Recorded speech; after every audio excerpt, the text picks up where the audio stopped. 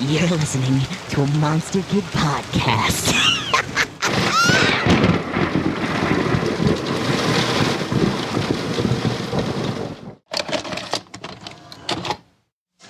Why don't we rent a video tonight? Yeah, can we please? On a weeknight? Yeah, come on, Mom. It's okay. Sure. Come on. Let's throw caution to the wind. Put a little weekend in your week. Rent a video. Hello, everybody. Welcome back to Vericon Video, a show where we relive forgotten and unforgettable movies that once lie in the shelves of video stores everywhere. I'm Brandon.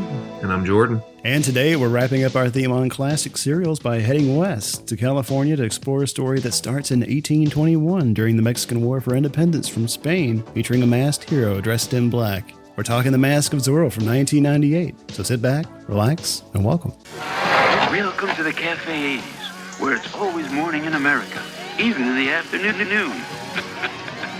Ladies and gentlemen, this is your captain speaking. I have the only gun on board. Welcome to Con Air. Welcome to Jurassic Park. Okay, good evening, America, and welcome aboard Apollo 13. I'm so glad you could come. This is going to be such an exciting day. I hope you're enjoying it.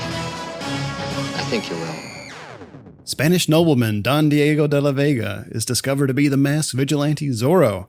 His wife is murdered and his daughter is stolen by his nemesis Don Rafael Montero, and Don Diego plots his revenge while training his successor, a thief named Alejandro Murrieta, with his own score to settle, to take up the legendary Zorro's sword and black mask. So, Mask of Zorro is one of those great swashbucklers of the modern day era. Do you have any favorite of that subgenre of swashbuckler, Brandon? Nope. Okay. No. Okay. Sorry. Moving on. Being silly. Well, not many come to mind. I haven't seen many great swashbuckling movies, especially some of the earlier 20th century swashbuckling films. But I don't know, I could point to, say, Robin Hood, Men in Tights, and Prince of Thieves. Cool. Hook has a little bit of swashbuckling in there. It's pretty good. Stay tuned. No, I'm just kidding. I mean, you're close. Okay. What about you? Okay, so obviously, one of my favorite movies of all time is The Princess Bride. Oh, yes. That is one of the greatest swashbucklers of all time. There's a couple of ties from this movie to The Princess Bride we'll get into very late into this, I believe. Yeah. That is my benchmark blueprint for what swashbuckler should be. I also like, of all things, the 2002 version of Count of Monte Cristo, which weirdly succeeds as an adaptation by not being as boring and plodding on as the original text. Because I had to read that in high school. Same. And a lot of that could have been excised. Dumas is a great writer, but a lot of it is very much drawn out. And the movie makes it, an action movie. And it works. Right. I can't even remember which I read in high school, but I know that there is one of the more popular editions is an abridged version. Yeah, I read that. And even that is still pretty fluffy. Yeah, there's a lot there that, I agree, could be excised or that could turn off a lot of readers who are not so inclined to dip into the literary pool. The literary pool, yeah. Sure.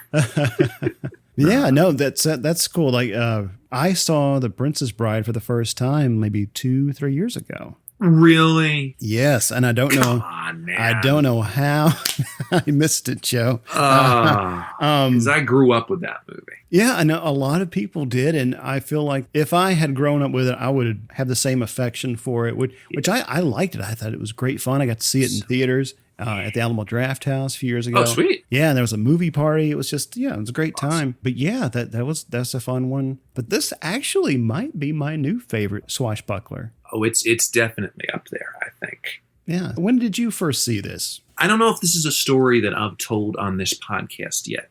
I have a very clear memory of when I was younger, when I was about 7 or 8 maybe. And our friends who lived a couple towns over, we were doing something. We were going on some road trip somewhere with them. And they had, and this was very cool at the time in 2003 or 2004, they had a van that had a VHS player in it. And so you could be in the back seat watching a movie on VHS. Yeah. And the VHS they had brought, because I would bring my usual, my Scooby-Doo compilations on VHS, and we would watch those. But one time we were doing this, and the movie of choice that we watched in the back of it was Men in Black. And that was my first experience with that movie, and I loved it a million times. But the very beginning of that VHS is the trailer for Mask of Zorro. Yes. Because that's also a Sony product from, around the same time of the 90s. And I remember looking at that and looking at the trailer for this and how breathtakingly cool it looked. And it was just stuck in my mind. Like, okay, if I like Men in Black, I'm going to like Mask of Zorro. Right. And I caught it on cable eventually. I forget how old I was. I imagine it was sometime, maybe high school or whatever. And I was really impressed by it. And I really enjoyed it. And it sort of stayed with a lot of what I felt about, the action movies like Men in Black of that era. And then a couple years ago, when there was renewed support for movies like the 1999 Mummy, Mask of Zorro was also included in that conversation of this was an amazing action movie. More people should remember this. And I rewatched and I liked it even more. And so when we were doing serials for this unit, I'm like, Mask of Zorro was serials. Why don't we do that? This is pretty wild, but my first exposure to this movie was also through the trailer at the beginning of the Men in Black VHS. Oh my God. Coincidentally, back in the mid and late 90s, my parents and I and my stepsisters, we would go to the beach in Florida or Alabama, and it was, 8, 9, 10 hours, but we would rent a van, and it had a TV and VCR in it. Oh my God. And one of the movies that I remember taking along was Stargate. Oh, cool. But I do remember at some point I did take along Men in Black. I can't believe it. How about that?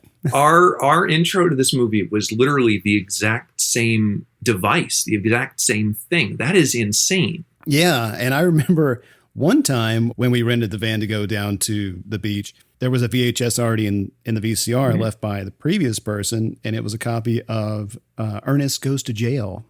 Oh, wow. So that's how I acquired that one.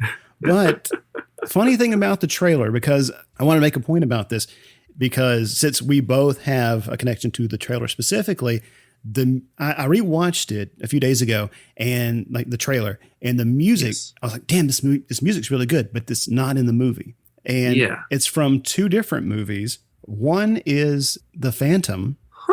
And the second part, or the second half of the trailer, the music is from Drop Zone. What? Yes, scored by Hans Zimmer. Oh, okay. Well, I mean, I'm glad that it's something cool by Hans Zimmer, but Drop Zone? Yeah, I know, and it's a cool piece of music. It's driving, but it fits the mood of the film very well. But I just thought that was wild of all things. It was Drop Zone and The Phantom. I mean, I'm glad they used something cool and took it away from their attachment to those movies. But right, wow. But I never watched this movie. I didn't see this on TV or anything. So the first time I saw it was for the show. And I loved it. I thought this was a great time. I had so much fun. This took me way back, to, I remember texting you that this just made me miss this type of movie where it's just a fun story and we got a great cast, but also just really awesome, breathtaking stunt work. Like practical stunt work. I don't know. There's just something very fulfilling or energizing. I don't know. After you turn it off, you're like, damn, that was fun. And I was just watching that at home. So it just made me miss coming away from a movie and feeling good, Yeah, it's definitely a great one for that. This was I'm going to talk about this later, but this was a great sweet spot between like 96 and like 04 of just really good adventure movies. Mm-hmm. There's a ton in that era. And this might be one of the best ones. Yeah, and I'm just kicking myself for missing it all of these years. But well, you got it now. And I don't know why I just kind of put it off, because there are several movies that I tell myself I'm saving them. I'm saving them for the right time when I'm finally ready for them, which is just a bullshit excuse. So if you want to watch this movie, at the time of this recording, it's streaming on Prime Video. There's also a newish 4K UHD Blu-ray that came out last year. And the regular Blu and DVD, they have ample bonus features like a director's commentary with Martin Campbell and quite a few behind-the-scenes featurettes. You remember those? Oh, yeah. It's been a bit. It's been a bit, yeah. But yeah, you can find those pretty cheap. I encourage you to go check it out. let's give you guys a little bit of background on The Mask of Zorro. A little bit. This movie has a very long and storied history in terms of its production. A lot of names fell into this hat. And so in 1992, October 1992, TriStar Pictures and Amblin Entertainment were planning to start production on The Mask of Zorro the following year, 1993. There was a script already written by Elliott and Rossio, who we're going to talk about much later. Mm-hmm. Joel Gross was hired to give a touch-up rewrite after they were impressed with his work on The Three Musketeers, which I watched for the first time a couple months ago. It's actually really good. It's not perfect, but it's fun. Yeah, no, I like that one pretty well. Yeah. And that's, isn't that the one yes. with the Sting and Bryan yes. Adams and Rod Stewart song is from? Yes. Let's make it and All for Love.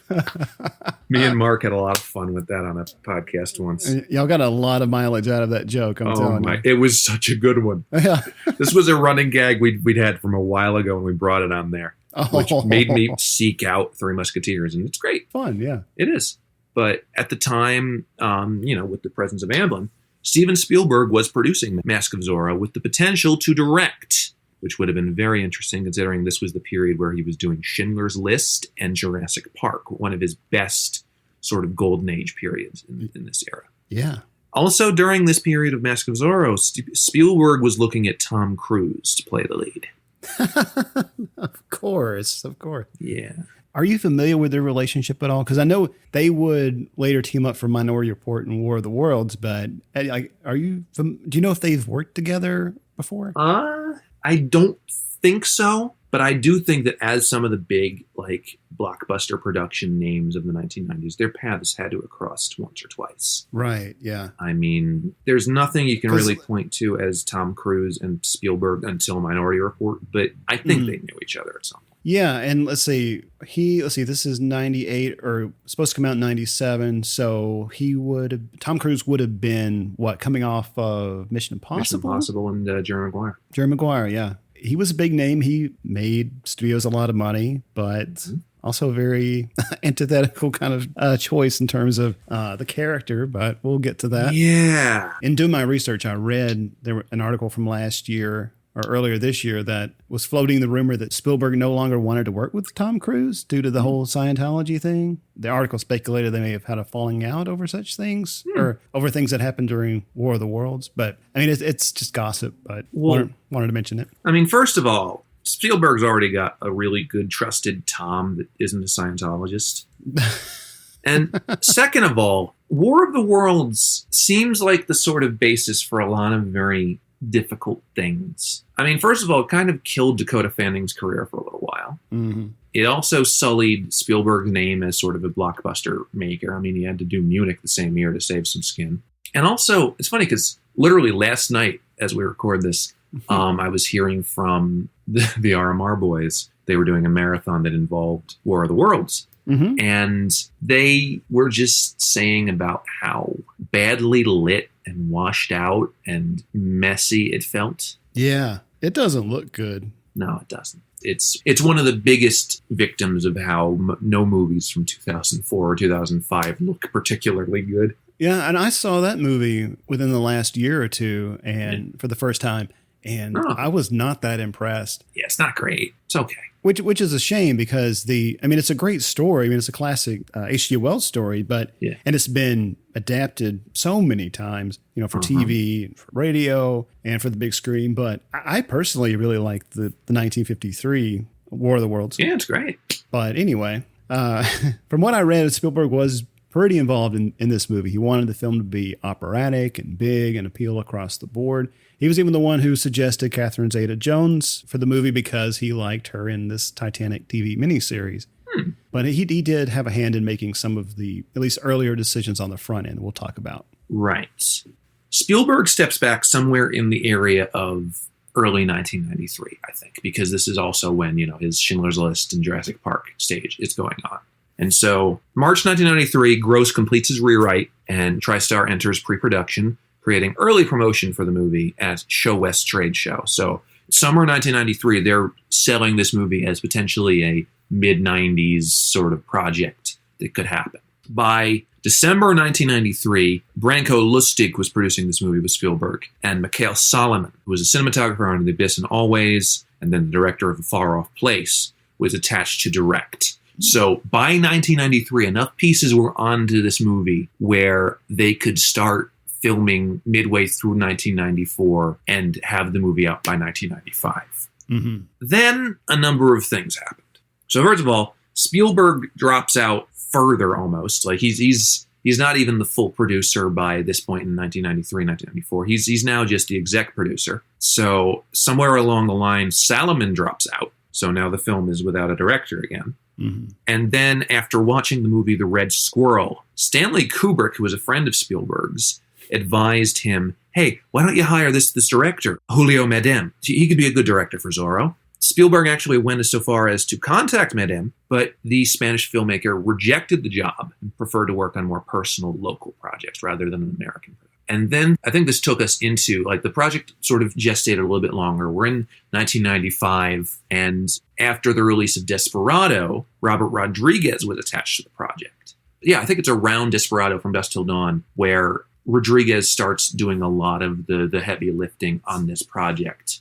And he's attached for a while, and eventually, once he starts proposing these very violent R-rated ideas for a Zorro movie, the studio decides they don't want him and they cut ties with him. It's just a shame because Rodriguez was really hot at this time. Yes. Desperado was a big success. From Dusk Till Dawn, which I just saw recently, and it's excellent. Yeah. No, it's great. When I read that Rodriguez was involved and they were already like planning, like they had hired crew and everything, and they scouted all these locations, that it's just a shame that never came to fruition, because Campbell, in the director's commentary, he said he used a lot of the original locations and crew that were originally hired to work with Rodriguez, but there was no mention of the cast. So I wonder if this is how Banderas came on board. It probably was, because again, this was after Desperado. Rodriguez and Banderas were already tight. And there's also Joaquim Alameda. He played the villain in Desperado. Yeah. Right. So even though his scenes were cut, he was involved too. So yeah, there may have been some casting choices that were already in place before Rodriguez left the project. But I wanted to mention really quickly before we move on that there is a reboot series in development by NBC that is going to be a little bit more of a modern day setting. It will follow Z, a female descendant from the Zorro bloodline, as she protects the defenseless in her community. And as of December 2020, Robert Rodriguez and Sofia Vergara were announced as executive producers. Okay. That could be interesting. Yeah. Hopefully they learn from other shows like that, like Batwoman and Kung Fu, that have also used, these male stories, but with female leads. Right. Hopefully it's better than those two. All right. Now we're approaching the end of 1995, beginning of 1996. This is how long it started. It was supposed to be out in 1995. Now it's looking like a 97 release at best. Right. So they decide on a new director, and they decide on Martin Campbell, who at this point had done Goldeneye, which was a huge hit, and was beginning to establish himself as, a Hollywood-type director. Mm-hmm. Now, in getting this project, Martin Campbell turns down Tomorrow Never Dies, the next James Bond film, which he dodged a bullet there. Ironically, though, the first choice to play Elliot Carver, the villain in Tomorrow Never Dies, was actually Anthony Hopkins. Man, would that not have worked? Like Jonathan Pryce, certainly the better choice. He's a great actor in his own right. But also Welsh, like, were they just courting Welsh actors? Because it was obvious, like, Elliot Carver was just, like, trying to be a Rupert Murdoch type. Right. And so they wanted a British actor that would resemble Rupert Murdoch in some way. And so I don't know why they wanted to go with Hopkins. I don't think he would have worked as a Bond villain. No, I could see him working in a Bond film, like as... I guess something like a character like Giancarlo Giannini would play, perhaps. Yeah, or honestly, like Albert Finney in Skyfall. Mm-hmm. Yeah. Which, fun fact, that part was originally written for Sean Connery. Oh, shit. But he turned it down. Of course. Yes. Oh, funny enough, Catherine Zeta-Jones, Welsh actress. Yeah. Why is such a Spanish-Mexican movie so reliant on Wales? We'll get to that. We'll get to it, yeah. the ending of this movie was changed in several drafts. According to the commentary, Campbell said that they went through 5 drafts. Yeah, considering the amount of writers that are attached to this one. Yeah. So in an initial draft, Don Diego survived the film to tell the tale to his grandkids, but that was changed after a couple drafts. Then there was a drafted ending where Alejandro and Elena would meet General Santa Anna, played by Joaquim de Alameda, which was shot but cut late in the editing process. Ah, that's a shame. Yeah, because I think that was left over from a Rodriguez draft. Ah, yeah. Yeah, and in that sequence's absence went the ending sequence that we got, which was added in reshoots after test audiences complained the 3-hand union in Diego's death was too much of a downer ending. I think it would have been a fine ending, but I also like the ending we got. Yeah, no, I agree. You kind of previewed this a little bit, but this production was just plagued with problems. Mm-hmm. The principal photography for the film began in Mexico in January 97 on a $60 million budget, shot in and around Mexico City. They shot on sound stages and at locations that were about a 2-hour drive from Mexico City. That's where they were kind of headquartered for the shoot. But people were sick. Like there was a shot whenever Anthony Hopkins, when he's in the cage on the back of the carriage and his house is on fire, they said that Anthony Hopkins was terribly ill. And the way they set up the shot, because the house is on fire and all this stuff, they said that it would take a half hour to get up to speed. And so after they would do a take, they'd have to wait for it to ramp up again, and they lose, an hour basically. So Campbell told Hopkins, he said, okay, now we're doing this close-up on you in the cage and it's raining. We're just going to do three takes back to back. I'm not even going to cut. Just raise, set, go. And that's what they did. But then they ended up having to go back and do reshoots later on some of the close-ups. And so they had to reshoot a lot of stuff for a lot of different reasons we'll talk about in a second. But people got sick from the food and the water. Yeah, the water. You can't drink the water. You can't drink the water. No. You don't do that. Yeah, all this stuff just kept pushing the release back. Yeah. Now, again, the movie was initially going to be released on December 19th, 1997, before the release was changed to March of 1998. And there was a lot of speculation within the media about whether TriStar changed the date in an attempt to avoid competition with Titanic, which was demolishing all competition from the summer until the early fall, until Lost in Space would grab number one from its cold, watery hands. In reality, though, it's not as much to do with Titanic. The film had encountered production problems, ended up extending its shooting schedule. It went $10 million over budget. They had trouble with props getting held up in customs, like swords and stuff. They had film stock that they had sent off to the lab that was damaged in processing. And they ended up running over schedule in order to get pickups later. And Campbell said in the commentary that there were several close-ups in the initial training scene in the cave with Anthony Hopkins where it was unusable and they had to bring him back at the end. And they said that he was just a real trooper, like that. Good. He was busy with other stuff, but he said, I'll come back and put that wig on. Yeah, he was doing and don't quote me here, I just have to double check. He was already probably filming stuff like Meet Joe Black. Maybe a little bit of Amistad and stuff from the 97 and 98 calendar year. Yeah. And yet he still jumped right back into Don Diego because that's the kind of guy he is. Yeah. We will get into the guy he is later when we talk about him. Yes, I'm really excited about it. Without burying the lead, too much of the lead, I love Anthony Hopkins. I think he's wonderful. But we'll get to why a little later. But yeah, in addition, Sony, which was TriStar's parent company, wanted an action movie for its first quarter releases of 1998, and Zorro fit the bill there. You could also point to this movie as one of the forerunners of the trend of putting a mid-tier to high-tier blockbuster in like the spring or early fall release seasons, rather than just putting it out in the summer or in Christmas time. Yeah, and then just months later, Sony would release Godzilla, which I think was released in May. I think it was early summer. It was supposedly like the first big movie of summer 1998. Right. And it was worth mentioning that Ted Elliott and Terry Rossio, who worked on this screenplay, also worked on Godzilla. They have a story credit. And also, just to mention this here, like Fede Alvarez, who directed the 2013 remake of The Evil Dead. Yeah, and Don't Breathe, yeah. And Don't Breathe, yeah. Is in talks with Sony to helm a reboot based on the original serialized story, The Curse of Capistrano, and suggested he was interested in configuring it for a franchise. So that would be cool. I mean, again, I kind of want to keep Fede Alvarez to genre work. work. Maybe keep him in the horror zone. But if he wants to do some swashbuckling action stuff, I'm down. I just hope that he doesn't really heed to a studio mindset. He just does his own thing, because I like him a lot. His stylization's actually excellent. Yes, I agree. He's from Uruguay or Paraguay or something? Let me check for you. I know he's from some part of South America. Montevideo, Uruguay. Okay. What he brings to at least the horror genre, I think, is very, very cool and very fresh, I think, in terms of appealing to American audiences. So yeah, he's really cool. On July 17, justice leaves its mark. The Mask of Zorro, rated PG-13. Yeah, so let's jump into some of our discussion points here. Yes. I want to kick us off talking about The Mask of Zorro as a serial adaptation, as we have the previous films. So I'll give you guys a little bit of additional history here.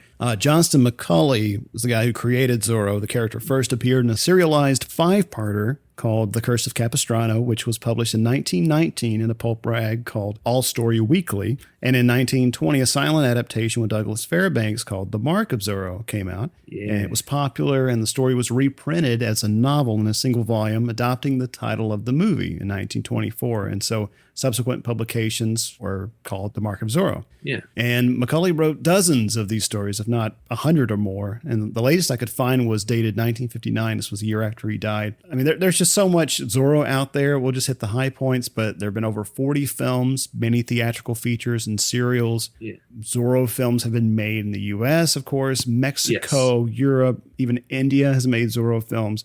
There's been a bunch of TV series, both live action and animated. The Disney half-hour show in the late 50s starring Guy Williams was probably the most popular. And in 1990, there was a Family Channel Zorro with Duncan Regehr, who was Count Dracula in the Monster Squad.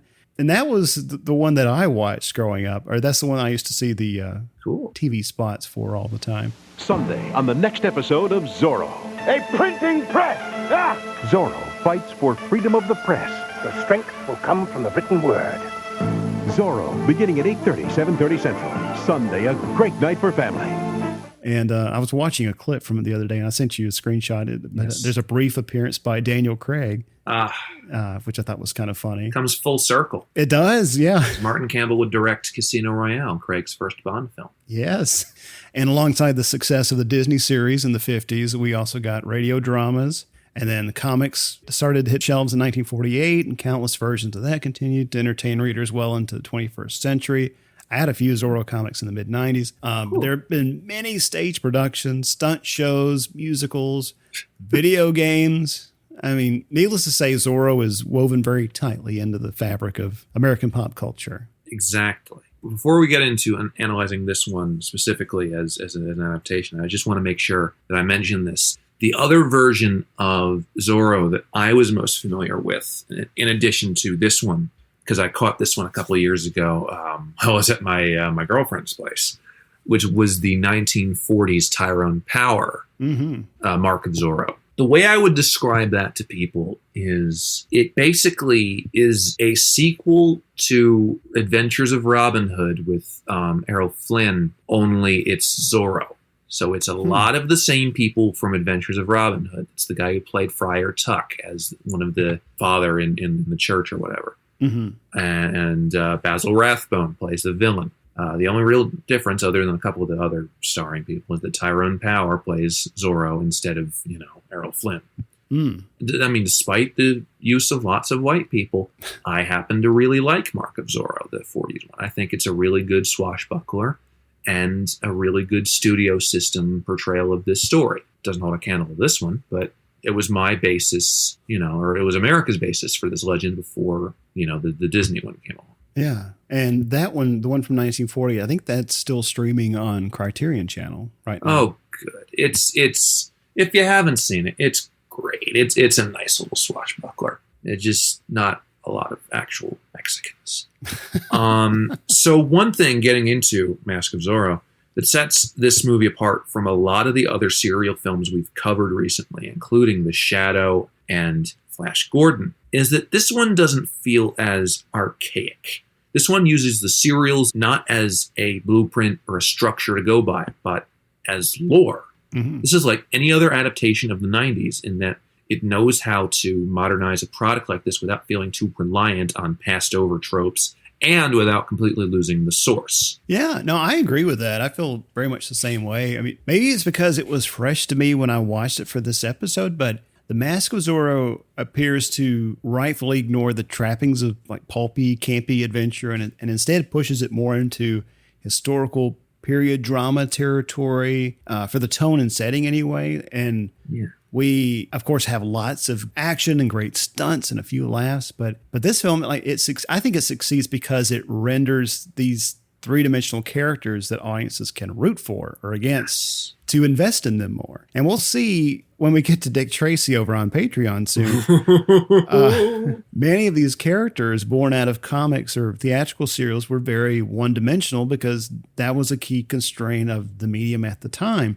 And so I think this film really fleshed out not only the characters but the legend of Zorro itself, as an idea, as a concept. Another move that this film makes is its explicit passing of the torch from De La Vega to Murrieta. As you said, like acknowledging the source material, but establishing a new Zorro for a new series of adventures and for a new generation. And this torch passing move was done in previous iterations, but usually to a biological descendant, someone part of the bloodline. And so it's interesting move here in this one to show that a successor could be anyone worthy to take up the name. Exactly. I mean, it's nice that something like Zorro could do this, could basically say like, hey, it can be. And it's like something that Doctor Who would do, obviously, a million times, or that Into the Spider-Verse would do, basically saying that, the new generations can take the mantle and carry on the flame. And it doesn't have just to be the archaic sort of old school types of this. Mm-hmm.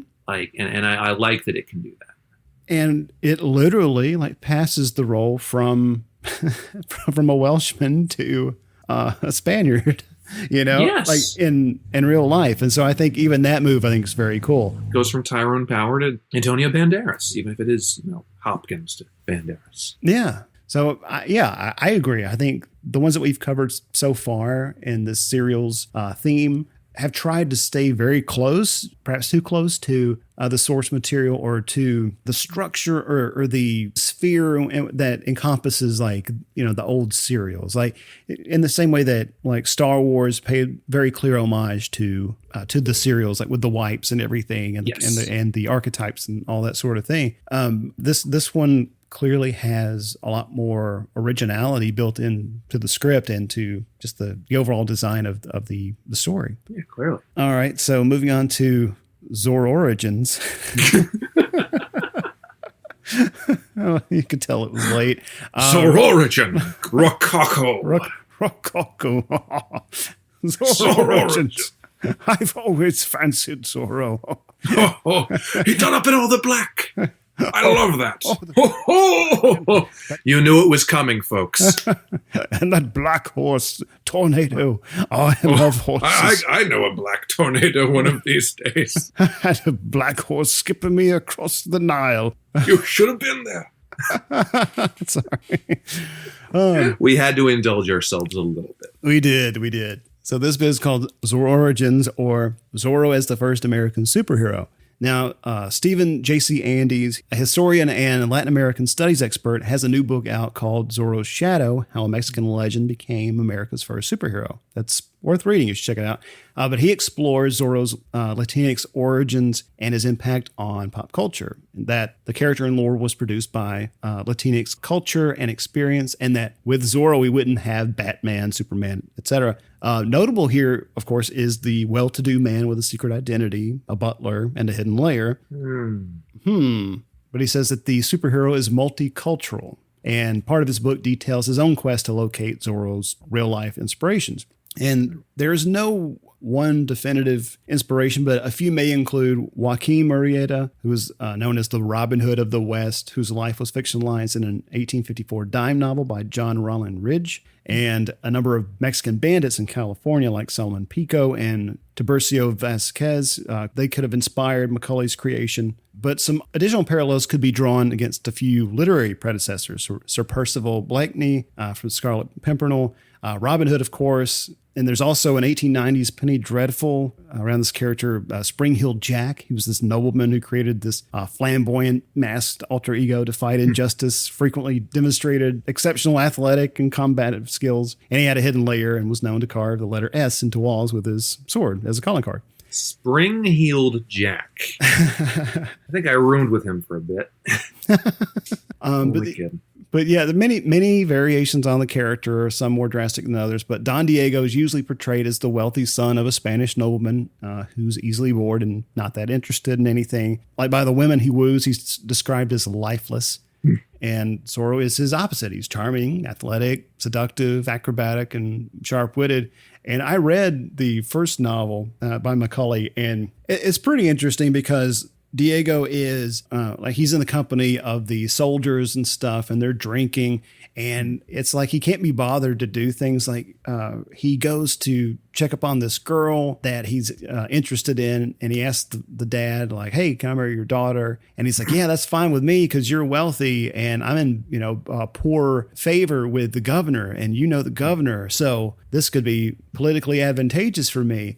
And she's like, "No, I want to be wooed." And so that's part of the thing. And so he shows up one day to talk to her. Diego does. And he's like, I had to ride 4 miles on horseback. Like that's a lot, like he has no interest in anything. And he clearly he's clearly not in favor with these women. But the thing is, whenever he arrives as Zorro, they're like, "Oh my God, Zorro. Yes. I'm so hot for Zorro. I wish it's Superman." Yeah. And I wish Don Diego was more like Zorro. And so exactly. Very similar to the dynamic between Lois Lane and Superman and Clark Kent. So Zorro always fought for the oppressed of Spanish California, but he was no insurgent, according to Andes. And in many ways, the character could be described as anti-American or at least anti-U.S., but I think it's more accurate to say he's anti-colonialist or anti-imperialist. Yeah. And we'll come back to how this complicates things in terms of representation later in the episode. Mm-hmm. So anyway, Zorro may have had a hand in shaping a template from which future superheroes were fashioned, or at least what would become our modern action hero. Yeah, definitely. There's a lot rudimental, a lot like Flash Gordon, a lot like the Shadow. There's a lot here that would inspire and, provoke a lot of other superhero and comic book creators to build their heroes with little elements of this. And, but at the same time, this movie doesn't, unlike the Shadow and unlike Flash Gordon, this movie doesn't seem derivative of a lot of those. It makes those its own. It makes those tropes feel fresh almost. Obviously, the whole bit where Diego sort of disguises as Zorro's butler is you can think, oh yeah, so it's and they're in a cave, it's Batman, clearly. But it doesn't seem like it's ripping it off, or it doesn't seem like Batman's ripping Zorro off either. It feels like this is just what this needs to be, and it's just another hero. Right. Yeah. So another couple action movie things that I picked up. There's a line in this where Montero says, "It isn't just one man, damn it, it's Zorro." Zorro may, in fact, be the first action hero. This is a line that could befit Chuck Norris, Rambo, Charles Bronson, or even Arnold Schwarzenegger, a one-man rampage. Zorro is both inspired by and inspiring these kinds of heroes. Yeah, for sure. And Schwarzenegger would be the last action hero, right? Sorry. But yeah, no, I agree. It also kind of hints at the idea that Zorro is not just a man, but it's an idea. It's like what he represents. Yes. He represents a lot like Superman. Exactly. Yeah. So I don't know. I think that's really cool. And yeah. Also, Zorro saving a mine full of Mexicans is the original Spider-Man saving a cable car full of New Yorkers. Same studio as well. Oh, yeah, that's true. The Tobey Maguire Spider-Man, that was what, 2000? 2002. 2002, that's right. Because, I remember the 9/11 trailer that came out that they promptly took away. Ironically, another project that was heavily touted at Show West. Ah, really? You can still find a lot of the promotional material from Show West where they're not really teasing Maguire. They're teasing basically a lot of the fonts and a lot of the CG. I'm not that familiar with Show West. Show West is basically a promotional convention. It predates, a lot of the Comic Cons and a lot of the other things, and it's a lot like Fantastic Fest or something, where it's for the purpose of advertisers and theater people, and it's like, okay, these are these projects that we're coming out with. This is how we're thinking of marketing them. This is what you guys can do for us. They've done it less and less since the end of the 2000s, but for a while it was very big, and it had some very it's basically just like promotional material, and we're going to decide which ones work the best for us. Okay. I had a thought that I lost earlier about the mine full of Mexicans. So is that the rejected Harry Potter title? Harry Potter and the Mine Full of Mexicans? I'm having a thought. Oh, yes. Oh, yes. I'm going to have a thought. It's coming. It's gone. Now, one of the topics I wanted to talk about in talking about Mask of Zorro is that I hinted at earlier, is the subgenre of 90s old school adventure movies. Yes. Like, this movie belongs to a subgenre of itself alongside titans like Robin Hood, Prince of Thieves, The Mummy, Hook, Three Musketeers, Maverick, Waterworld, or even failed stuff like Congo, Wild Wild West, and 6 Days, 7 Nights. This genre even carried into the 2000s with films like Master and Commander, National Treasure, The First Pirates of the Caribbean. I would throw Holes in there, of just very classic-seeming adventure movies that are less about explosions and more about just the thrill of things. Yeah. Now, one of the things I wanted to analyze with this is what makes Mask of Zorro one of the best of these. That's a good question, man. Like I cover it in bullets here, but just as a big overarching thing.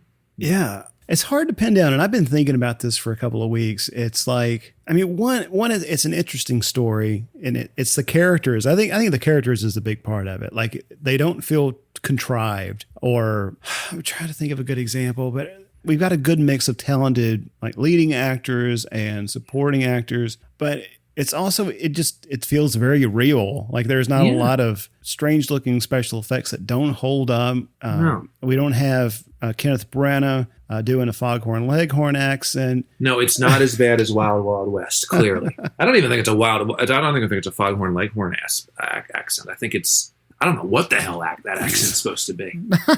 It's like half French, half Southern. I don't know what the hell he was doing or what any of them were doing. I don't either. And I'm really surprised he didn't direct that because he likes Barry Sonnenfeld knew what he was doing. Sort of. But I think that might play into it too, of the examples that you provide here. I mean, what do we have? So Hook, we've got Spielberg. I can't remember who did Three Musketeers. That was Stephen Herrick. Oh, Stephen Herrick. Okay. Yeah. Maverick, that's Richard Donner. Waterworld is Costner. Robin Hood is Rick Reynolds. Well, Waterworld is Kevin Reynolds, and also Robin Hood, Prince of Thieves is Kevin Reynolds, I think. Yeah. And so you've got some heavy hitting directors there, but Pirates. We'll talk a little bit about Pirates later. One, it's the setting, I guess, like Mummy or Hook, like they're in these kind of fantastical versions of ancient Egypt or Neverland or the Wild Wild West.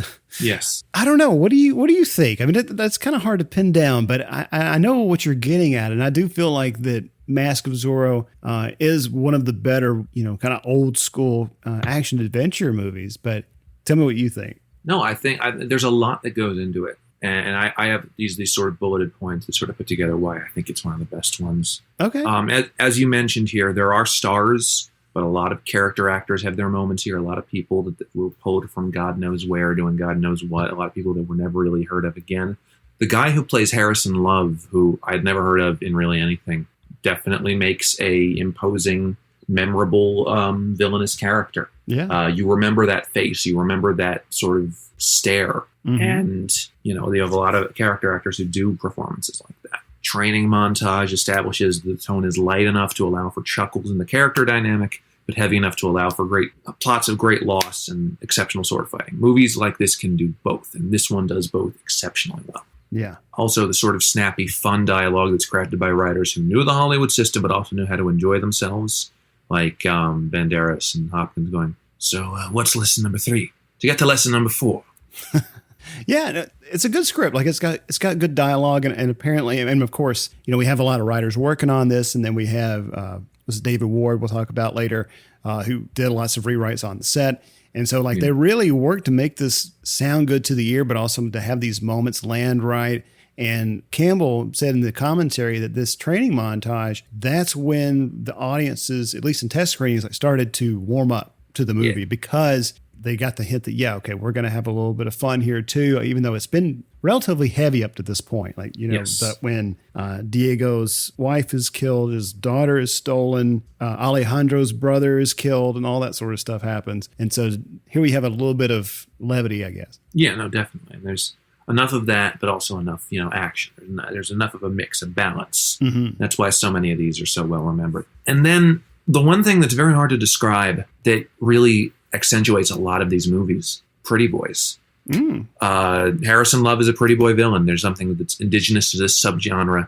Characters who are just randomly out of a Ralph Lauren catalog, like Master and Commander, A Knight's Tale, The Mummy, Maverick, all have lots of pretty boy characters. Matter of fact, the one thing you hear about The Mummy more than anything else is that just on Twitter, you hear people going, I want to fuck everybody in this movie. The men, the women. Everybody in this movie is hot. Arnold Vosloo is hot. Virgia Velasquez is hot. The George Harrison looking motherfucker who plays the Egyptian guy, he's hot. Obviously, Fraser and Weiss. Jonathan Hyde. Yes, sure, fine. Jumanji guy. Well, I mean, people want to fuck him from Jumanji anyway. But just you get a lot of people lusting after so many people in these movies because they're all A, so impeccably dressed, and B, all at the peak of their good lookingness. Mm-hmm. And those movies and this have lots of pretty boy characters. Many of those sort of embody the baby face trope more than this one, but though Antonio Banderas occasionally feels like one of those pretty boy characters. It is mostly Harrison Love, who's randomly well-groomed and striking. It's a little off-putting as well as sometimes. I like that he is not just a ogre, a gross-looking, haggard villain. Because I think that contrast is very striking. And Campbell said that he based this look on General Custer, which I thought was kind of curious. Yeah, no, I see that. Yeah. In some cases, like villains who seem very, well-groomed and striking, put together, that have these villainous tendencies that are very shocking, as Captain Love is in this movie, that can have more of an impact on elevating their villainy, I guess. Exactly. I also point to the villain in Pan's Labyrinth, who is almost always grooming and shaving and keeping his look fresh, even down to his undoing. Right. Yeah. And by the way, I want to make it. This is a funny little contrast because you mentioned that this sort of henchman villain isn't like an ogre or some sort of haggard person. That's exactly what the henchman villain would be in the sequel to this, The Legend of Zorro. This sort of accident-prone, ugly sort of killer type and he works a lot less well than in Harrison Love. But then again, so does the rest of that movie. Yeah. Audiences are also used to villains having some kind of physical deformity or some kind of, they have a scar or a pale eye. It's like Montero in this movie. He has the little Z in his neck. Ah, that's right. Yeah. Yeah. And so, I mean, it also made me just think of pick your Bond villain. Yeah. And so Blofeld, Renard, Jaws, Lashif. Yeah, Lashif. Yeah. So even Silva in Skyfall. Mm-hmm. The one to 90s for its britches moment in this movie to me is the little Jaguar roar as the explosion rages on. Yeah, I noticed that too. And Sony added that. I think there's another one earlier in the film. Oh. Because I heard it and I was like, that sounded like a jungle cat of some kind. And then later at the end, like it's much more pronounced with that. It's overlaid with that, it's integrated into that explosion sound effect. And I was like, I don't know about that. I don't know what the reason behind that was, but it's the 90s. They can get away with it. Yeah. Yeah. Well, okay, movie, whatever. Fine. And another point I wanted to make with Mask of Zorro is about giving the Zorro legend back to the Mexicans. Now, bear with me here. Zorro is a Mexican legend. The 2 previous portrayals, 3 if you count George Hamilton, or 4 if you count 5 Duncan Regehr and the guy from Disney. They've all been with white actors and white creators. Mm-hmm. This one is a Spanish Zorro, which is closer, but it is directed by a white man, written by whites, starring several whites, British and Welsh actors, and only delving into Mexican actors when we get to supporting roles. So is this still a Mexican story? I don't know. It's a big question because every version, every iteration we've gotten up to this point has been with a predominantly white cast. And Campbell would sing the praises of the extras in this movie who were local, Mexican, townspeople. But the speaking cast, or the central cast, are like none of them are of Latino or Latina descent, to my knowledge. And so, yeah, I mean, I think to your point, like about giving the Zorro legend back to the Mexicans. I mean, I feel like in a way the movie does make that move, even though it's a Spanish actor playing a Mexican. It's still reconfiguring and repositioning the character in its appropriate origin or its appropriate place. I don't know, it's kind of hard to explain, but you know what I mean. Yeah, he's closer than a lot of them have gotten. Yeah, it also makes me wonder if the decision to cast a lot of white actors is one of the other reasons why Robert Rodriguez left the project. That wouldn't surprise me because he's known for casting. I mean, I know a lot of his friends, but a lot of his friends are Mexican. Cheech Marin would have been in this movie if he'd have directed it. 100%. There's no doubt about it. Then again, so would have Steve Buscemi. Steve Buscemi, probably Tarantino. Zorro, he's right down there. Sorry. How do you do, fellow Mexicans? And in walks the biggest Mexican I've ever seen. Big as shit. Christ. But yeah, no, I agree. I mean, I think, and I'm really curious to see like what these new iterations of Zorro will be, especially the one that Rodriguez is reportedly involved in. Yeah. Because I think now, I mean, doing a Zorro adaptation in 2021, I mean, I think we've talked a lot about these kinds of choices before and kind of how, we're much more, our studios are much more conscious of it, or at least audiences are, in terms of representation, that I think we're going to continue to move closer to much more diverse casting choices, but also literally giving the Zorro legend back to the Mexicans. Yeah. I mean, just some observations from this movie. The first sprawling shots of the movie are, yes, Mexicans rebelling, but when they yell for freedom, they do so in English. So an American crowd will understand. Yes. And I cannot tell you how much this irritated me, or not just that, but how much or how little Spanish is in this movie. Yeah. It's spoken. I think there are maybe 3 or 4 lines in the whole movie, most of them to the woman that that reveals that you that recognizes Elena, right, and says you're the daughter of Diego de la Vega. They all speak in English. I get it. Yeah, I mean they're marketing this to predominantly U.S. audiences, but come on, man! Like you couldn't have some Spanish dialogue here. I mean subtitles, people, you can do it. I know. Especially back then, I know. Well, even now, people were like, "Oh, I got to read subtitles. I'm not going to watch this." But I think people have warmed up to it over the years. But I think maybe back then it was even more of an issue. But I don't know. And again, this is Sony. They know what the public likes. That's sarcasm. That's absolute sarcasm.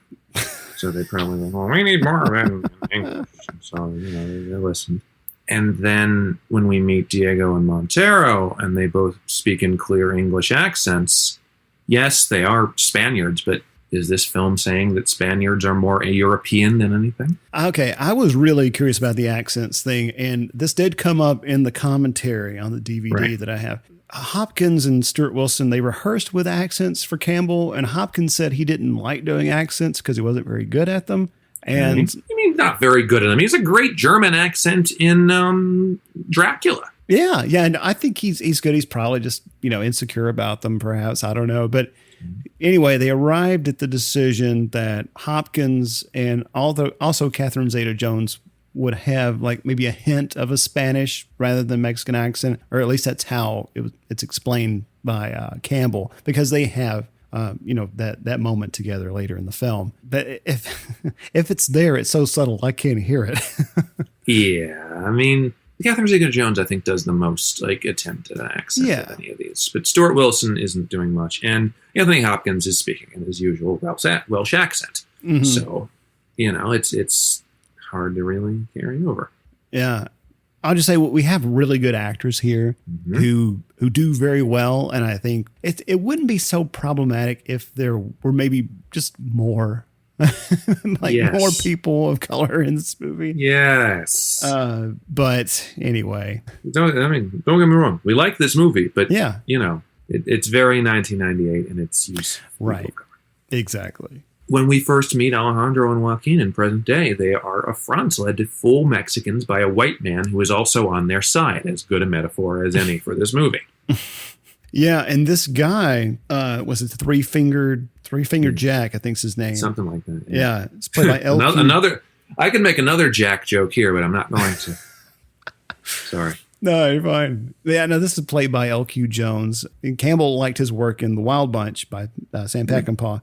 And a lot of the crew that Campbell had worked with Peckinpah. And I believe a few of the older crew members had worked with John Huston as well, on location there. And but Campbell said, he loved Westerns. And I think that also seeps into great effect. I think there's a nice Western element here that feels really good at a time when Westerns were very hot in the 60s, and then they kind of, I don't know, I think people just got really tired of them back then. Yeah, and it would only be like a good one every once in a while. Like the last really good one to this point was Unforgiven, although I really like Quick and the Dead. That's a really good one. Right, yeah, and Tombstone was really Tombstone, good. obviously. Yeah. Wyatt Earp, I don't remember much about it. Haven't seen it. I feel like Westerns didn't really appeal to, or they didn't have the widest appeal in the mainstream. And so, but I think that there are some cool Western elements here that work in the movie's favor. Definitely. The chief conflict of the movie is Elena is a Latina woman brought up as an American because of the greed of Montero. Elena's plot involves reawakening her own heritage, much like the movie is trying to reawaken Zorro. I find the whole thing about Montero stealing Elena, it's established early on that he covets what Don Diego had. Like he wanted his wife. And of course, she's killed in the process to Montero's dismay. But one, to make his nemesis suffer, but also to have like some part of the woman that he claimed that he loved is, he steals her away from him and raises her as his own daughter. Sure. But I find that just, it's a curious relationship because it's also like her heritage. Like she is in a way like a totem. Like it's a thing for Montero to take simply because he can. Yeah. And so he has stolen that heritage from her. And so it's interesting like how, she has this self-liberation later. Yeah. To me, it seems like he does. I mean, he really doesn't care for her, I don't think. I mean, because certainly at the end. Only in name, just in the fact of having something. Because at the end, he's quick to threaten her life and use her, in his confrontation with Don Diego. Right. Kind of gives it up. But anyway. So, another light allegory is Alejandro disguising as a Spanish loyalist. A Spaniard playing a Mexican playing a Spaniard. It's Latino cubed. I guess. Almost, yeah. I like the way that Banderas plays Alejandro in posing as this kind of well-to-do Spanish fellow who's very well-versed in etiquette and courtship and that sort of thing. The villain's, Montero's plan is to purchase Mexico from Santa Anna, combine it with California, thereby completely whitewashing the Mexican experience. A perfect villain to anchor Mexican audiences, a white man who wants to market their heritage. Yeah, I was thinking about this territorial conquest angle because we've seen this, before, but Wild Wild West comes to mind. It's a similar kind of plot. Like what is it Kenneth Branagh says? Something about making the U.S. the united, divided, and all this bullshit. Montero's making this political move to win over the locals, the natives. And there's also that whole thing about buying the land with Santa Anna's own gold that's been re-stamped with the Spanish seal. And they take quite a bit of time to explain this, but one, I don't know if we need all of that. It's already a complex, but not overly complicated movie. It's just an extra element that maybe we didn't. Because I had to stop. Like, I had to stop and like read a little bit because I was getting a little confused about what's going on with this whole plot. Because it doesn't really come to much. We just know that we need a bunch of gold at the end for the climax. But yeah, if there's one thing you don't want an audience to do in this kind of movie, it's think too much. That's true. Also, there is something inherently Mexican about how Alejandro finally woos over Elena in the stables, aggressively in sword battle, even with a kiss or two, before finally reining her in with that top-tearing move. Yeah, and this is also very much in line with how Zorro acts in Macaulay's book, although he's a bit more, I can only describe him as like Pepe Le Pew-ish. Okay, fine. I'm just sorry. But because he's an aggressive wooer, like he says all the right things, seducing the ladies, but he leaves them thinking like, if only Don Diego was like this guy. But the thing about the book I found interesting, it was written in 1919, but it leads with the idea that women want to be wooed and they want to play hard to get. And so, I don't know, we get a little bit of that here. Not as much, but not as much. This movie is written by men, so a little. Yeah. There's also something very Mexican in that the woman can be the true liberator, as Elena frees the Mexicans from imminent death, not just Zorro. That was cool. And I wish we had a little bit more of that. I do like that she's not a damsel in distress. Yeah. That's nice. And I like that she has that moment of self-liberation too, of realizing like where she comes from, breaking away from all these lies that Montero has told her since she was an infant. I think that's really cool. And she's really good in this movie. I feel like Catherine Zeta-Jones, correct me if I'm wrong, but around this time, I feel like she might have had this reputation of just being kind of just a pretty girl. Kind of, yeah. But here, I feel like she has a lot to do, and I think it's a very respectable role. Yeah, this is a career maker for her. Yeah. Because the very next year she does Entrapment and she does, of all things, The Haunting.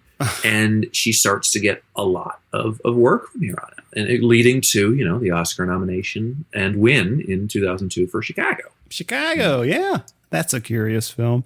It's good. It's one of the better musical adaptations out there. Yeah. One of the themes of this movie is about several visions for the future, in a sense. The ending displays the real vision of the future. Alejandro telling the stories to his child so they will live on and the future generations will still remember, which goes back to the theme of restoring the legend to the Mexican people. There is that moment between Montero and Alejandro. Alejandro is trying to get into his good graces to learn more about like what he's up to. And yeah, the whole idea about the vision for the future, I think that's really interesting. Also, this ending, it pays tribute to where this comes from, like the legacy of Zorro, which that's probably going to be the title of some Zorro adaptation. It's the third one. Yeah, the legacy of Zorro. I'm too old now. Zorro Rising. I need some help. Somebody help me up. I heard that he's going to be in the new Indiana Jones film. Yes, he is, probably as Zorro. Oh my God. What happened? Sorry I'm late. You can't be here as well. You got to be in your own movie. I didn't stop you. God damn it, I'm being upstaged. I swear to God. Anyway. I love it.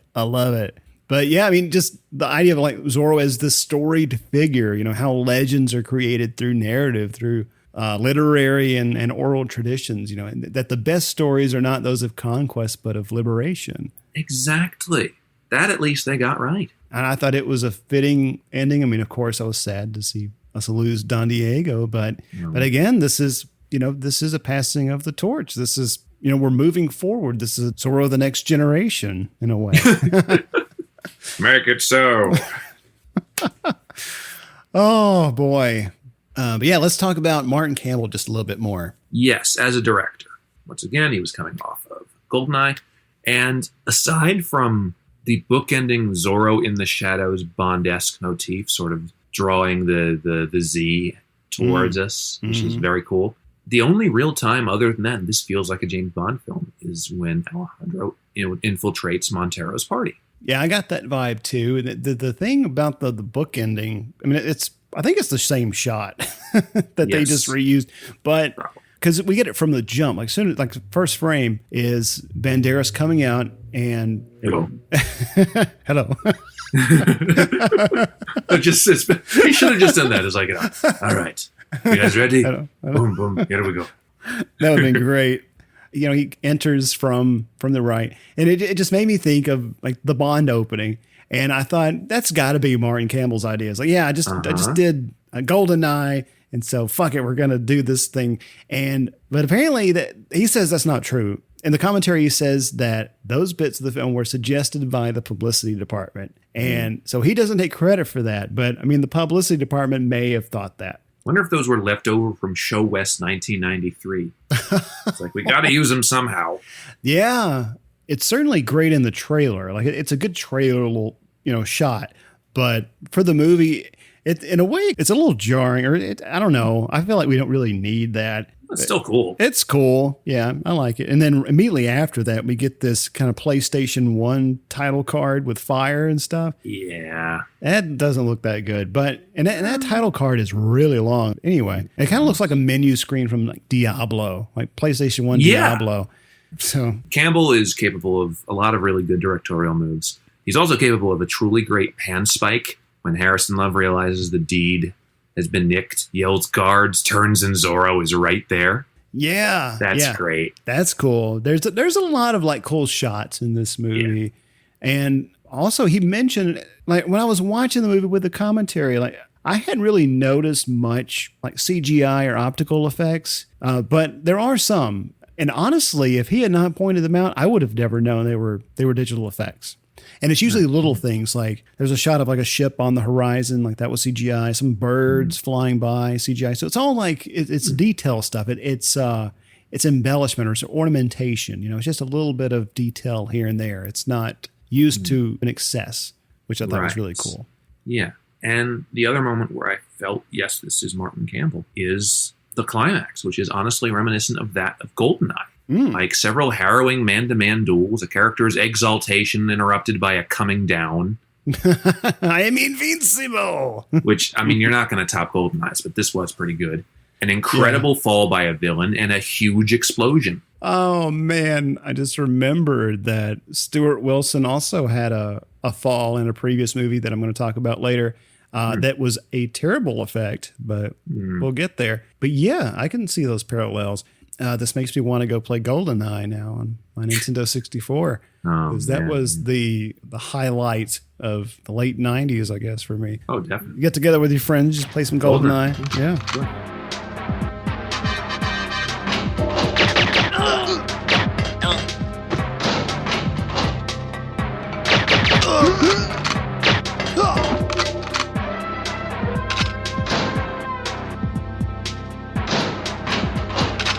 Shift gears and talk a little bit about the writing. The screenplay is by John Esco, Ted Elliott, and Terry Rossio. The story by Ted Elliott, Terry Rossio, and Randall Johnson. Yeah. And David S. Ward came in and rewrote about 85% of the dialogue. He received no on-screen credit, and this was very controversial. It was on the front page of the LA Times.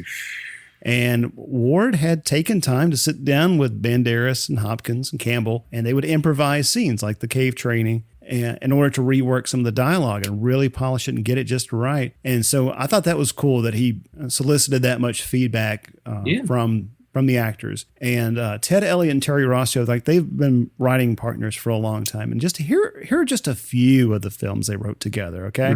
Little Monsters, which is coming later to Test Pattern, by the way. Oh, man. Aladdin, 92 for Disney. Good. The Puppet Masters with Donald Sutherland. Small Soldiers, Joe Dante Project. Good. Shrek. Really? Pirates of the Caribbean, Curse of the Black Pearl. Wow. Some stuff from earlier drafts of Zorro eventually found their way here. They also wrote the subsequent sequels, National Treasure and its sequel. Of course, Legend of Zorro. And The Lone Ranger. Which I need to eventually watch that. I stayed away from it when it came out. Apparently, it's got the same sort of adventure movie thing as these. Yeah, I've stayed away from it too. I need to just buckle down and watch it. And also, Terry Rossio was head of the writer's room on Godzilla vs. Kong. I believe he has a story credit there. Okay. Which I thought was cool because like he had a hand in Godzilla 98. Well, at least he got to do a better Godzilla movie, I think. Yeah. But yeah, I mean, we've talked a little bit about the script already, but it's snappy. It's nice. It's snappy. Yeah. I mean, this is a long movie, but it doesn't feel like it. This moves pretty quickly. And I think early on, like it's a pretty substantial kind of chunk in the opening to establish like who Don Diego is and who Alejandro is and what their beefs are, like what is the vengeance that they're seeking and how their paths are going to cross. I mean, even though it takes a while to get there, it doesn't feel rushed. Like I feel like they really took their time to expedite getting to where they finally come together. Right. All right. Well, let's talk about some of the acting and character work in this movie. Let's start off with Antonio Banderas as Alejandro Murrieta / Zorro. Yeah. So aside from Tom Cruise, as we talked about, you have people like Benicio del Toro, Andy Garcia, Mark Anthony, Joaquin de Almeida, Cheyenne. All of these were considered for the part of Alejandro Murrieta. Almeida eventually was, used in an alternate ending as General Santa Anna. That wasn't picked. We talked about that one. Mm-hmm. Banderas gets the part and he owns it. Yeah. He was paid $5 million for the role. And to prepare, he practiced with the Olympic fencing team in Spain for 4 months before studying additional fencing and swordsmanship with Anthony Hopkins and Catherine Zeta-Jones. Their trainer was a man named Bob Anderson, who, according to Campbell, didn't get along with their stunt choreographer. But he says that their antagonistic relationship led to what he thinks is some of the better swashbuckling scenes. And so I thought that was pretty cool, like having that dynamic kind of work in their favor. And during interviews for Lord of the Rings, The Fellowship of the Ring, Anderson said that Banderas was the best natural talent he had ever worked with. And considering who Bob Anderson has worked with, that is high praise, because Bob Anderson goes back to working on movies like Barry Lyndon, Highlander, Three Musketeers, First Knight, The Phantom, The Parent Trap for some reason, all three Lord of the Rings movies, the first Pirates of the Caribbean, and Die Another Day, and, of course, The Princess Bride. Ah, very nice. Bob Anderson knows his stuff, and for him to say Antonio Banderas over someone like Cary Elwes or Viggo Mortensen or so on, that is very high praise. Yeah. The first taste in this movie of how perfect Antonio Banderas is for the part is his reaction to him and his brother being worth only 200 pesos together. That's actually a pretty cool joke and how it pays off. And it's cool too, just because Banderas is, I think he's a great actor and I think he's a very versatile actor. I wish that he was doing more like stuff now. Yeah. He was doing a ton of work in the early 90s, but and of course, like he would be the voice of Puss in Boots. Oh, yeah. No, that kept him rich for a little while. Campbell said that he was a joy to work with. He said he was a true collaborator. He was full of ideas, very energetic, and was really great at improvising. He comes off really well here. And he seems like he's perfect for the role. He's great in action scenes. He's great in quiet scenes. He's definitely one of the reasons why this movie works as well as it does. Yeah, and he's also really good at nailing the humor. I think he's got like a good comedic instinct. Of course, yeah. No, he's a natural. He worked with Pedro Almodovar so many times, and that's someone who understands good humor as well as good drama. Oh yeah. All right. What about Anthony Hopkins as Don Diego de la Vega? Hopkins is one of my favorite actors. He's made it very clear about his own living with autism, and he is very vocal about, like, his Twitter is the best. Oh, it's great. He just posts pictures of his cat, videos of his cat. He seems like the sweetest, kindest person, and he's very himself, and I love that. And I do love how wholesome he's become. If you guys don't know, like, he is not only an accomplished actor, but also a very accomplished musician and composer. Yes. And I'll look for the video, but there's a piece that he wrote, that he composed, and it was performed live in front of this massive audience by this symphony, and it was just breathtaking. And he was in the audience, and he was just very humble about it. He's like, "Oh yeah," just waving a little bit.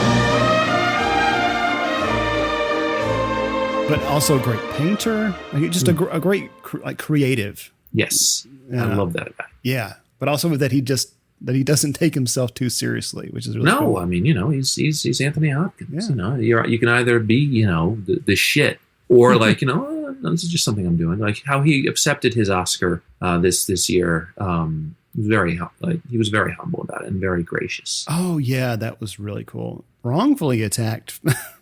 He was because they'd set it up so that Chadwick Boseman was going to win, and it ended up being Anthony Hopkins, and they didn't even give him a good route of getting to live stream it. Yeah, so it's a whole thing. It's a whole thing. Yeah. Now getting into him in this movie after I've already talked about how much I love him. In terms of the role of Don Diego, add this role to the several that was offered to Raul Julia that he could not complete due to his health. Damn you. Also, Sean Connery turned the role down, as did most lucrative roles in this era. He would eventually work with Zeta Jones a year later in John Emil's Entrapment, and later present her an Academy Award in 2003. Yeah.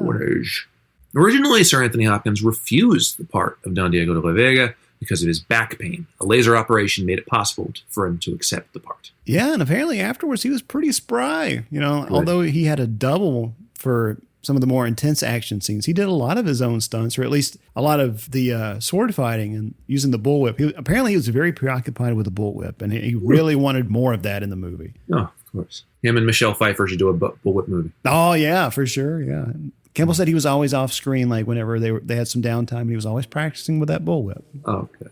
And apparently he was very excited about this project because it was an action film after he had taken on so many dramatic roles. Yeah, this may explain also why he enjoyed doing Coppola's Dracula so much, because not quite a straight dramatic role and more moments for him to smirk and have fun. Yeah, because he does have, you can tell he has fun in this movie. Yes, like the one great moment he has in this movie where he's sort of like, going out of the banquet hall and sort of confusing the guard, doing this loud coughing. Thank you. Punch him out. Yeah, that was such a strange moment too. So great. Because just the way he approaches, like he's just coughing his head off and then just goes up to the guy and punches him. And I was even like, when I was watching, I was like, what the fuck is he doing? What is going on here? Stick with him. He knows what he's doing. Yeah, no, it was great. He's Zorro. Yeah, and this is when he's posing. This is when he's posing as the butler. Yeah, Bernardo, I think is his name. Yeah, that was something from the serials or the original films and book and stuff. Perhaps his best acting comes during the scene in the stables with Helena. Not really allowed to truly tell her who she is to him, but there for her nonetheless. It's a very sweet scene, and he's restrained but excellent. Yes, restrained. I think that's the most precise word for it, and it plays on screen really well. Like, I mean, we know what he's up to. We know that he wants his daughter back, and he wants his revenge on Montero. But just the fact that he's able to have that degree of restraint and how Hopkins is playing that, it's really good. And I want to say, I was impressed with his look throughout this movie. He has a lot of different looks. It changes a lot. Yeah. But especially the scene whenever he is training Banderas, and he's got that long kind of gray hair, but that black mustache. Yeah. And I'm just, man, he looks so dashing. He does. No, he looks great in this. Yeah. He looks the part. Then we another one of our Welsh cast, Catherine Zeta-Jones as Elena. According to IMDb, Shakira, of all people, was offered the role of Elena. I don't know if IMDb was lying to me there, unlike Shakira's hips. Thank you. I had to sneak that. Yeah, Penelope Cruz was also considered, another Almodovar alum. And when Rodriguez was helming the project, he quite obviously wanted Salma Hayek. Oh, yeah. I mean, come on now. Another person offered the role was Isabella Scorupco, who had worked with Campbell in Goldeneye. So that would have been a reunion there. Oh, yeah. Wait, she was... She was Natalia. Natalia. That's one of the few she did some other sort of movies after that. That's her big movie.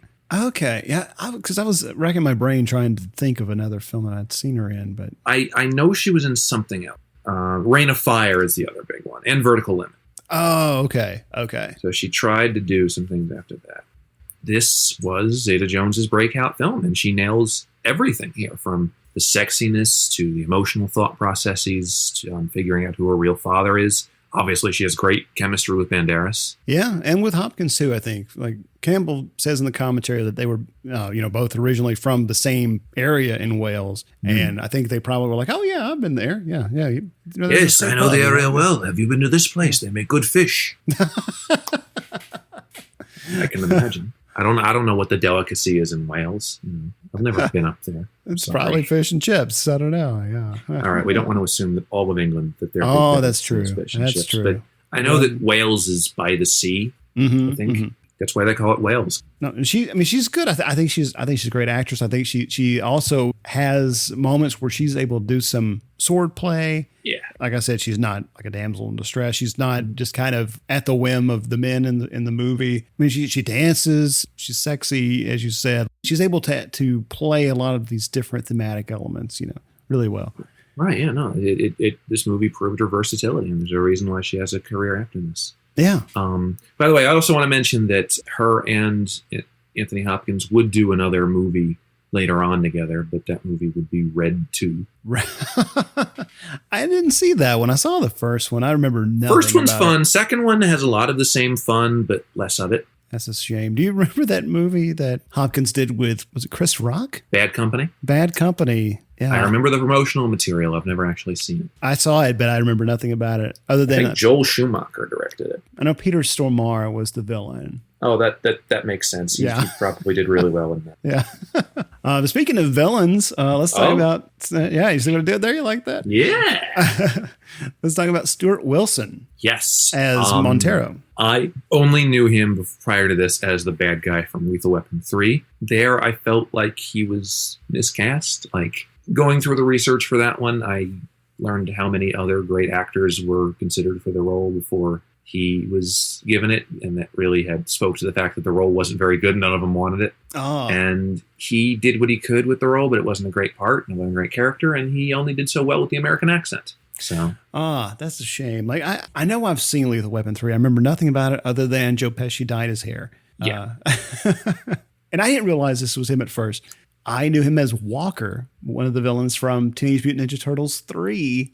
And when I looked him up, I thought, there's no way that's him. There's no way it's that fucking guy with the bird cage in Ninja Turtles 3. Which, by the way, the guy who plays the Japanese bad guy, he's not really the bad guy. Walker's the bad guy. But the guy that he's cahooting with, Noriega, I think was his name. That was the guy who played Roy Tam in The Shadow. The guy the one saved on the bridge. Sab Shimano. Okay. Yeah. But yeah, so he was Walker in Ninja Turtles 3, which is a terrible movie now. Looking back, it's god awful. Yeah. It's a whole conversation for another time. But anyway, tell us about some of the other people who were considered for this part. Okay, and this is just a good murderer's row of great character actors, but we got people like Sam Shepard, Lance Henriksen, Edward James Olmos would have been great, Scott Glenn, Giancarlo Giannini, who would have added an Italian flavor to this very Spanish movie. Yeah.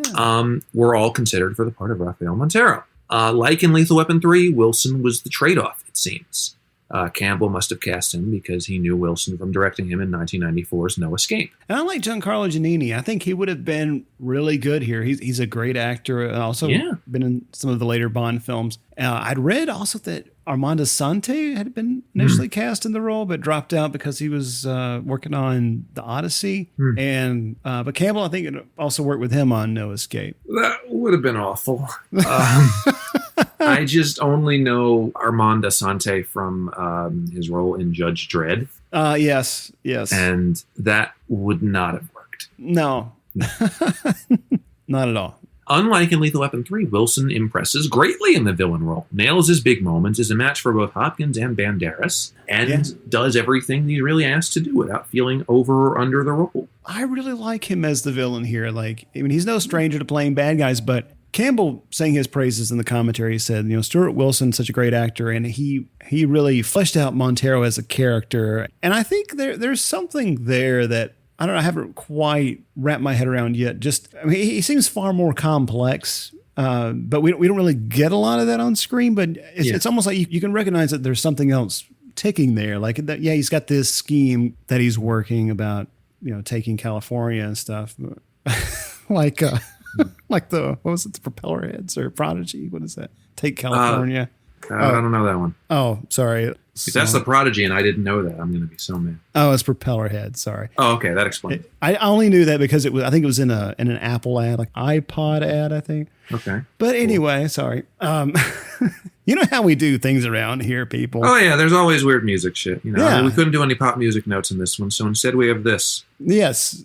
Let's move on to kind of some honorable mentions here. Yeah, I mean, other than Harrison Love, who we talked about, that is Maury Chaykin as the warden, giving one of the few through and through comedic performances of the movie. I couldn't believe this guy was in this movie. He was Mr. Tipton from My Cousin Vinny. Yes. And he takes pride in his grits.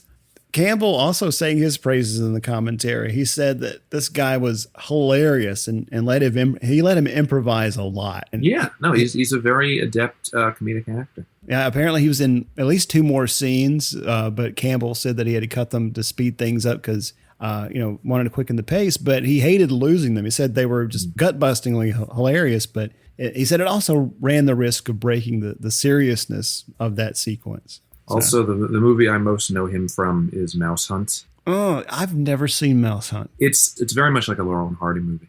Okay. It's just very classic type comedy, but just dementedly funny. It's Gore Verbinski before he did The Ring or Pirates.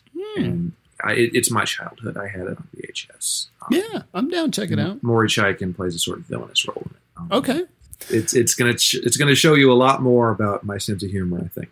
Okay. It's going to explain a lot. The music was done by James Horner. Yeah. And he was just coming off of Titanic. Exactly. So I'm glad they pushed it, or else we would have had both of these in the same year. Yeah. I mean, I like the music. It has a really nice, like, romantic theme, but it's also, it embodies not only the romance, but the high adventure, and it accents the swashbuckling really well. Exactly. And we've got a few memorable key scenes here. The opening, where Don Diego interrupts the opening execution. Some of the great swashbuckling, sword fighting, and action directing is showcased here right off the bat. Yeah, it's a great opening sequence. Like it's also an homage to all the great classic Zorros with the image of the horse rearing up in front of the crowd and humiliating and embarrassing his foes. It's really cool. Campbell said that Spielberg came up with the firing squad scene at the beginning when Zorro first appears. And I'm not really sure, like, what element of that was Spielberg's other than the firing squad. Like, that was the thing that made... He wanted to use that on Jeffrey Katzenberg. We're going to talk about Katzenberg over on Patreon next time. Uh-oh. Yes, we are. Talking about him a lot when we talk about Dick Tracy. Also, Banderas and Hopkins' first scene together. Immediately, you can see the chemistry. Yeah. The moment when they first meet, when they talk about the medallion... It's really great. Whenever we finally get them in the cave and for the training, like that was shot towards the end of principal photography. And Campbell said that this was intentional because up to this point, they'd already been working together for some time in order to develop that chemistry. And Campbell wanted to take advantage of that after it had matured over time. I thought that was cool. Yeah, that works. The good drunken sword fighting from Banderas. I'm trying to think where that was. Maybe just in the training. Yeah, there's a moment in the training where Diego's like, yeah, kind of show me what you got. Like, just where are we starting from here? And he just like wildly flails his sword. Yeah, that. It's almost like the drunken master fighting that Jackie Chan did before sword fighting. And I got a Princess Bride vibe from there as well. Alejandro's first run in with the horse, complete pandemonium, maybe an easy laugh, but gets me every time.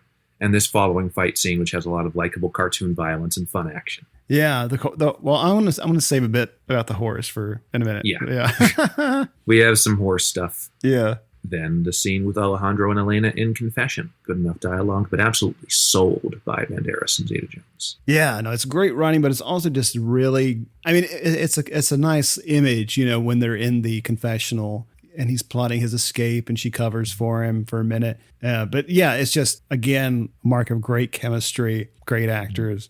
And then the sort of formal dance sequence between Alejandro and Elena right in the middle. It perfectly marks the middle of the film. Yeah, it's a nice little break, and it's dazzling, and it's sexy. Yes. And it's great. I mean, we have this great production design we haven't really talked about, but in the costumes, it just, I mean, it's a great like period setting and you know, and it just looks great on film and it fits perfectly in a great like adventure movie. But here we have a moment where we can kind of let our hair down for a minute and just watch a show. Exactly. And also, obviously, the scene between Zorro and Elena in the stables. One of the most fun scenes in the film, one of the sexiest. Mm-hmm. Also kind of a precursor to Jack and Will's opening duel in Pirates of the Caribbean 1. Gosh, I haven't seen that in so long. I need to rewatch that. It's really good. I'll have to watch those. I think I've only seen the first two. First three are all pretty good. Okay. All right, Jordan. The extra of the movie award goes to... This is going to be the weirdest one of these I ever do. But... in the stables, when Montero catches up with Elena, who says Zorro was very vigorous, we focus on Montero doing the math in his head, while in the background we hear a random horse whinny in approval. That horse is the extra of the movie. Oh my God. Humans. That's perfect. It's perfect. And Campbell was told by, I can't remember who, but that he had to make the horse a character. And so this makes so much sense now. And they had a lot of horses playing Tornado. He said they had 5 and each one had a purpose. Like one kicked, one reared back on its hind legs and all that. But yeah, that whinny was just a golden moment. Made me chuckle. The best comedic timing of the entire film, and it comes from a fucking horse. Bluha. You fucking, I swear to God. That scene made me laugh my ass off the first time I saw it. Oh yeah. Yeah, no. Like literally, I nearly pissed myself. That was The Mask of Zorro from 1998. What are your final thoughts? My final thoughts are, dear God, this movie is so much fun. It's clearly one of the best of its subgenre. Everybody's giving their absolute all. There's some great action. It looks great. It feels great. Great swashbuckling. Great climax. I do have some issues with representation and how they use Mexicans and white people in this. But as an adventure movie, as a Zorro movie, as a swashbuckler, this one is like really high tier and one of the most fun movies of the 1990s. Yeah, man, I totally agree. Like, I just couldn't believe like how much fun I had watching this for the first time, which was just weeks ago. And I was still thinking about it like for days. I was like, oh my God, like this just makes me miss being back in theaters and just seeing like a really awesome adventure movie that you could just lose yourself in for 2.5 hours. And it just feels like a hallmark of the 90s. But it's also like being able to almost time travel a bit, you know, and to go back because this was fresh to me and it was like a lost movie to me. And to see a great performance by Anthony Hopkins and Antonio Banderas coming right off of Desperado. I mean, my God, this was just so much fun. I mean, I agree that that representation is a problem, of course. You know, it's mark of the 90s. But for me, the thing I appreciate most about it is what you said towards the beginning of the episode was about how this didn't feel as archaic as some of the other serial adaptations that we've talked about. That, yeah, this felt very fresh and that this really injected some originality, you know, into a property that had been, you know, adapted in so many different ways. And to make it feel relevant to a modern audience then, I think this holds up. Like this really deserves to be revisited now because it's a lot of fun. Coming soon on video cassette. In a genetically controlled future, Life expectancy, 30.2 years. he was rejected by society. Now, his only chance So how do you expect to pull this off? is to hide his own identity by borrowing someone else's. Congratulations. What about the interview? That was it. I got it. I have a feeling he might be there under false pretenses. I don't even know who you are. The investigators are coming by. Ethan Hawke, Uma Thurman, Gattaca, rated PG-13. It's that time to give a special shout out to our casual and preferred renters over on Patreon. Lewis, Mike, and Jack from Random Movie Roulette. Mondo, Pete, Ryan M, Ryan S, Jacob and Tav from Test Pattern. Naomi and Rich from Bloody Unlove. James, Zach, Mark. Thanks, Mark. And Jordan's dad. Thanks. We're going to have different family members every damn week at this point. Uncles and aunts. Jesus. We're just going to have to start saying Jordan's family. And Jordan's entire family. Thank you. Thank you. Thank you very much. Thank you all for supporting the show. We really appreciate it. Your patronage helps us to offset the cost of hosting and producing the show. But if you're not a patron but are interested in becoming one, you can head over to patreon.com/VericonVideo for more information. You can get some cool perks for supporting the show, starting at $2 a month, such as bonus episodes that aren't available on our main feed, commentaries, and we'll send you a super cool gift pack loaded with Vericon video merch and other little surprises. Remember to rate and review the show on iTunes. If you have any questions, suggestions, or just want to tell us what you think of the show, drop us a line at vericonvideo@gmail.com. You can also DM us on Twitter at VericonVideo, or you can give us a call and leave a message on the Vericon Video hotline at 312-620-5560. That's all for today, but we'll be back very soon to talk about more forgotten and unforgettable movies pulled from the shelves right here at Vericon Video. So long, everybody. Thank you. Goodbye, Vietnam! That's right. I'm history. I'm out of here. I got the lucky ticket home, baby. Okay, bye-bye. Thank you. Bye-bye. Bye-bye. Bye-bye, Jenny. Bye-bye, boys. Have fun storming the castle. Goodbye. Do take good care of yourself. What is this, your farewell speech? Going home. Have a good trip. Hasta la vista, baby. I have to go. Adieu, auf Wiedersehen, Gesundheit. Farewell.